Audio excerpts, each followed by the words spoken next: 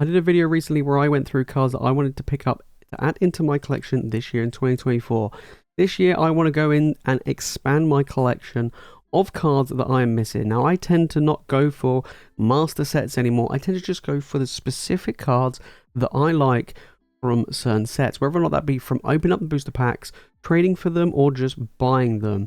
Now, obviously, there are loads of different ways of doing it, and better ways, maybe some than others, but I usually tend to just buy the cards I want. Now, the downside of obviously buying cards is if I want to get them graded, which most of the time I do, then I want to make sure the condition of the cards is great, and you can't always guarantee that. I mean, you can't always guarantee that in a pack either, but, you know, it's a bit easier from a pack to know the quality is, you know, pack fresh, as it were, really classified as a quality, but still, you know what I mean. So today I'm going to be going through another bunch of cards from the Sword and Shield era that I have yet to pick up to add into my collection. Let's get to the first one. Now, to start things off, we have Crown Zenith, Leafeon V-Star. Now, I love the evolutions. I try and collect as many evolution cards as I can from as many different sets as I can. Don't worry, we'll be getting to Evolving Skies in a bit.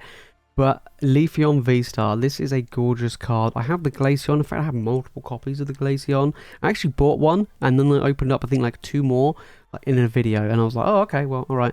I actually opened up a fair amount of Crown Zenith, even though I don't actually have the full set. I'm not going for the full set, but this is still a nice card. Has been dropping in value recently. Now, with any of these cards, if any of you guys have any of these cards either available to trade or to sell, then make sure to message me either on Instagram or on Discord, and, you know, we can sort something out. So these cards I'm after, Leafeon, beautiful card, has been dropping in price. I mean, over here it is getting pretty cheap as well. When you look at $20 or so for this card, the PSA 10 price has been falling. I mean, there's a lot in PSA 10. I mean, here's the thing. I think we're going to start seeing really high, and I think we already have, but really high population caps of so many of these cards, right, in PSA 10s, and that's going to drop the overall value of the graded. So, you know, it used to be back in the day where, you know, you would grade a card and you would actually double your money. Now it's not really the case. Even though PSA 10 technically is doubling your money, you still got to pay the cost to get it graded. So paying the cost to get it graded, if you didn't pull the card and you bought the card raw to then get it graded, you're probably getting just your value back. So, you know, you got to be aware of that. But this is still one I really want. Then we have the Pikachu. Now, this is like, you may be thinking, really? I have never pulled this card for myself. Never. On the streams, I mean, maybe like a dozen or more that we've pulled of this card. But I just really like it. But remember, guys, I love cards that feature multiple Pokemon. I'm not a huge fan of artwork where I feel like it's like cluttered. Now, you may think this is a cluttered art, but this is because it's cluttered with Pokemon. I don't mind that. When you have some artworks where it's cluttered and it's just got a load of stuff going on, I'm not a huge fan of, right? Stuff like the Machamp art from Astral Radiance. I'm not a huge fan of the Machamp. I love Machamp, but I'm not a fan of the artwork. So Pikachu, super cheap. I mean, less than $10, really easy to get a hold of. I mean, I could just buy one right now if I really wanted to, but I've yet to get it. I would like to pull it, but this is still one I would like to have in my collection. PSA 10, actually pretty good, to be honest. I know there's the population so high, but for a card to be like $47 in a PSA 10 and the card's less than 10 raw, that's 5x, that's 10x nearly, you know, in some cases. So yeah, pretty impressive. Then we got the Arceus Gold V-Star. This is actually, now bear in mind, I put it out there, I don't own any of the Gold V-Stars, but specifically this one is my favorite. I do like the Giratina and I do like the Palkia Dialga, but Arceus is my favorite. I don't know why, it just is. This has been dropping, of course, everything with Crown Zenith has been dropping in price, about $50 to $60. You know, graded price actually is holding pretty steady, to be honest. You know, again, a lot pops, but still a beautiful card that I want to get. Tough to pull. Pulled it, you know, multiple times in stream, but I just haven't got it myself. Then we're going to Silver Tempest with the Lugia. Now, Lugia is one of my favorite Pokemon. It's actually in the banner artwork of my channel. Now, you know, in the banner artwork is my favorite Pokemon in there. Although I kind of want to update it at some point with some different Pokemon and just style.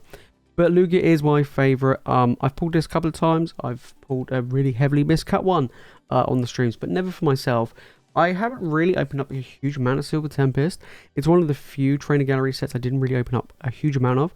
I opened up a lot of Brilliant Stars, Astral Radiant, Silver Tempest, and Lost Origin. I haven't really opened up, I don't even think I've even opened up a booster box. So that's probably why I don't really have many of the cards from those sets. This card has been dropping in value quite a lot. Let's be fair. It has. If we go back like a year, I actually go all time, we can see how bad this card has fallen in value over time. I mean, its PSA 10 price was over $800, and now we're looking at 276. Look at that population though. That would be why. And then on top of that, we're looking at the raw price. Came out really strong at $400+, and now we're looking at that 110 to 115 over here. You could probably pick this up on eBay. I've seen it sold for anywhere between 110 and 120. So this card has been dropping in value. Beautiful card though. Amazing. Speaking of amazing, Aerodactyl, Lost Origin. Now, I know the Giratina is a huge fan favorite for a lot of people. I'm not a huge fan of the Giratina. I love Giratina as a Pokemon. Again, I feel like the artwork is clud. That's why I'm not a huge fan. Now, I talked about the Altaria special illustration in the last video I did. I went through the Scarlet and Violet era cards. This is similar. Beautiful. I love the landscape. I'm all about landscape and scenery stuff. You can kind of guess, right? But this is a beautiful, stunning card. OG Aerodactyl coming in. This card has been dropping in value due to the reprint of Lost Origin. So now is a good time, you know, to pick it up because Lost Origin is going to get more and more expensive as time goes on. But we're looking at this card. I mean, you know, graded price $240. Now it's around $200. There's a lot less of these in a PSA 10 than I expected, probably because the pull rates are tough. And then we have the raw price, like I say, less than $100 most of the time. Probably seeing around the 80 to 90. Over here in the UK, this has been going anywhere between 70 to 80. Still quite pricey, but cheaper than a booster box. Then we got Astral Radiance. We got the Hisuian Sneasler VO art. Again, landscape. Love the scenery stuff. This is a beautiful card. This is beautiful. In fact, I think Astral Radiance has, in my opinion, some of the best looking alt arts in the entirety of Sword and Shield. I know it may sound crazy. I mean, Shield and Rain's up there, but Astral Radiance does have some incredible ones as well. And this is one of them. Not expensive though. It's not. Astral Radiance is getting more expensive, like the booster box is getting more expensive, but the individual cards like this one are dropping in value. It's not what I don't have. The Hisuian Lilligant is one of my favorite alt arts. I do have that one. Beautiful, stunning card. Not expensive. I think it's like 18, 20 pounds. Pretty cheap. But this is still, again, another cheap one. As you can see, the graded price this isn't massively expensive. Isn't a huge population of this either. But still pretty decent. I like it. It looks really nice. I'm not necessarily a huge fan of Sneasler. It's just the artwork. It just looks so nice. And that's what I go for. Even with Astral Radiance, we have the Beedrill VO art. I'm not a fan of Beedrill. I don't think ever in the existence that I've been, you know, enjoying Pokemon, have I ever thought to myself, you know what? I really like Beedrill. It just hasn't happened, right? But this artwork looks really awesome. And again, I go for the artworks. I think that just looks fantastic. Beautiful colors, really nice. Again, it's got that landscape look. They really went for the landscape look in Astral Radiance, which is quite nice, but not expensive. You know, between 20, 25. I mean, the graded price has dropped quite a bit. $60 for a PSA 10. Beautiful, stunning card, of course. But again, you know, super cheap. Astral Radiance got some fantastic arts. They are on the cheaper side, which means it's great to pick up and to add in. But yeah, I really want this one. Alright, big boy Zard time. Brilliant Stars. Now, I've opened up a lot of Brilliant Stars. I pretty much have every single card in this set that I want, bar two. We'll get to the other one in a moment. The Charizard is one of them. It is the most expensive card in the set. Has been dropping quite a bit. I mean, look at the population of PSA 10s out there. This is ridiculous. Nearly pushing 8,000 of them. Of course, the poor rates of Brilliant Stars is pretty good, but Brilliant Stars are getting more and more expensive. And, you know, means the price of this is dropping. Now's a good time to pick it up. Now, I am a huge fan of Charizard. However, I do prefer the Mega Evolutions of Charizard. I can't deny I like Charizard. Now, I would say for Charizard, I like the Shining Fates one and the Champion's Path Rainbow one and the Dance of Blaze one. Kind of more of the chunkier style Charizard that you have. I love that artwork and I have them and they're fantastic. And this is one of my favourites from the Sword and Shield era. I talked about in the last video with Scarlet and Violet that the one from Palladium Fates is so far my favourite Charizard from Scarlet and Violet era. This is my favourite Charizard. Just behind the one from Champion's Path and Shining Fates is my third favourite. This is still a beautiful card. Is dropping in value. Is still over 100. Quite pricey for me to just pick up, but still a beautiful card. And the other card is Umbreon V. Now I actually have the Umbreon V Max Trainer Gallery. Again, along the lines of evolutions. I really like the trainer gallery cards. I'm a huge fan of them. I think they're fantastic. I would love to see them return in the future. We kind of got illustration rares, which are kind of the same really, but still, this is really nice. Not that expensive. It's the price of this is quite similar to the VMAX version. Now I have the Sylveon V and I have the Sylveon VMAX both graded. I don't have the Umbreon graded yet, but I do want to get this one as well to send off to get graded. And you know, we're looking at the PSA 10 price, not that expensive, $50 odd. Yeah, not breaking the bank on that one. Raw price between $15 and $20. Again, not massively expensive. I don't go for all the expensive cards, you know, I go for the ones I like, and this is definitely a really, really nice one. Alright, I do go for some expensive cards. We do have the Espeon from Fusion Strike. Now, due to probably a lot of unpopular opinion, I am not a fan of the Gengar OR VMAX. I don't actually like that artwork. I absolutely love Gengar. He was actually going to be one of the Pokemon I was going to put in my banner for my, you know, my team of 6, because because Gengar is such an awesome Pokemon. You know, I love Ghost type and I really wanted to put him in there. VMAX OR, I just don't like it. I don't like the whole Gigantamax version of Gengar. It just doesn't do it for me. I think if they do like a special illustration red down the line of Gengar, I think that would be probably my favorite Gengar, but I'm not a huge fan. So for me, Espeon, I still don't have it. Huge card from Fusion Strike. I'm not even going to try and pull this. It's just not happening. You are not going to see me crack packs of Fusion Strike to try and pull an Espeon. No chance. We have never pulled this in any Fusion Strike live stream ever. I would say we haven't pulled this in maybe 700-800 packs of Fusion Strike, maybe even more. I think we might be even pushing 1,000 at this point, and we still haven't found this Espeon, or in fact the Gengar. So this is still quite pricey. You know, this has been holding very, very steady. It's been very strong performing art. It's been featured in a lot of my videos of being like the most expensive arts in the Sword and Shield era, and it's doing very, very well. 4,500 in the pop 10. That's quite high. You know, that is quite high, but it's holding pretty decent value at 220, between 230 to 220. But the raw price, you know, we're looking at about 120 on average. Over here in the UK, this tends to be about the same. It is quite pricey, second most expensive card in the set, but I do like it to finish off my collection of evolutions. We're going to keep going with the evolutions. We're into Evolving Skies. We know there's a ton of them. Now, I do have the Moonbryon, so I don't need to get that. I do have one on the PSA 10. I do have the OR Sylveon VMAX, which is my favorite card in the set. I do have that. Not graded yet, but I do have it. And I do have a lot of the other big evolutions. I don't have this Moonbryon though. The Umbreon V is a beautiful, stunning card. It is one of my favorite Umbreon artworks out there. I would actually say that I prefer this than the VMAX version, but this is still really nice. We're looking at still quite pricey card, around $90 to $100. Has held very, very well, quite high in a pop 10. $200 though, you know, pretty double the value. I'm not opening up Evolving Skies. I am refusing to try and hunt any Evolving Skies cards. It is just not worth it, and I would suggest everybody, you guys, do not do the same. Do not open up Evolving Skies packs to pull these cards. It is so much cheaper just to get hold of these individually because they're so expensive.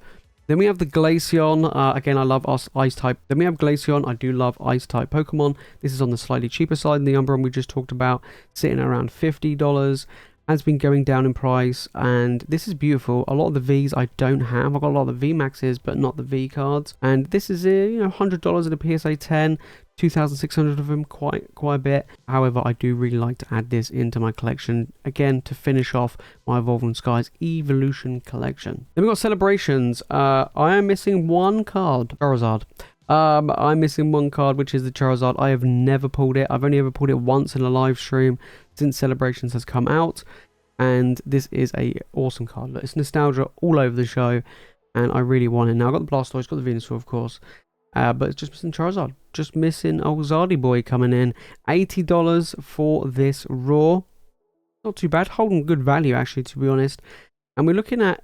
Oh, look at that population. Oh, my days. 16,500 of these in a PSA 10. Jeez.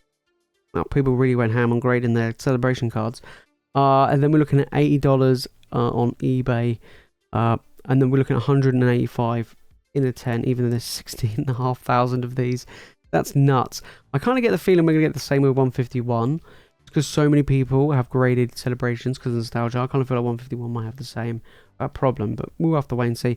But yeah, Charizard is the only one I'm missing. And then we've got Chillin' Rain, Chillin' Pain. Now in Chillin' Rain, I'm not a huge fan of the Blaziken alt art, but I do have all 3 of the legendary birds graded in a PSA. Zora VO art is actually the only alt art that I want to get in my collection. I don't have. Now there are some other alt arts in the set which I do like, but I'm not necessarily going after them.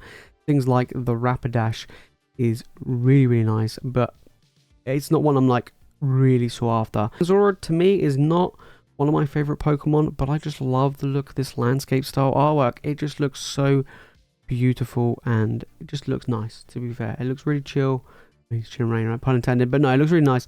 I really like this. Not super expensive. Has been dropping in price. I don't know what's going on with that card market price. I don't think it is that price. But around about $40 for this card. And again, we're looking at not a high population cap of 10, but we're looking at 78. Not too bad. Not great either. Chillin' Rain does have a absolute crap ton of alt art in it, and on top of that, Chillin' Rain's getting more and more expensive, and the pull rates are super tough.